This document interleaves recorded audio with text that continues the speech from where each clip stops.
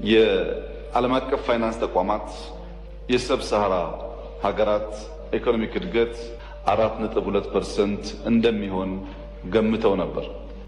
ይሁንና ኢትዮጵያ 8.4% ለማደግ አቅዳ ይህን ለመተግበር ከፍተኛ ጥረት እያደረገች ትገኛለች። በዘንድሮ ዓመት ካቀድነው ከ8.4 በላይ ልናሳካ እንደምንችል ይጠበቃል። በእያንዳንዱ ኢንዲኬተር በብልጽግና በኢህአደግ በደርግ በሚባል ደረጃ ሳይሆን በኢትዮጵያ ታሪክ ውስጥ ታይተው የማይታወቁ ውጤቶች ተመዝግበዋል።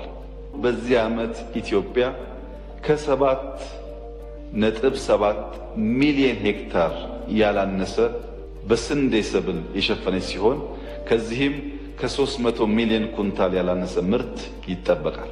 ይህ ጉዳይ የሚያማቸው፣ የሚያቀረሻቸው፣ የሚያቃጥላቸው ሰዎች ያሉ ቢሆንም እውነታው ይሄ ነውና መዋጥ ይኖርበታል። በአፍሪካ አንደኛዋ ስንዴ አምራች ኢትዮጵያ ናት። ዛሬ በስንዴ ብቻ ሳይሆን በቡና፣ በሻይ፣ በቅባት እህሎች ባለፉት ጥቂት ዓመታት የመጣው ምርታ ይበል፣ ይበርታ፣ ይቀጥል የሚያስብል ነው።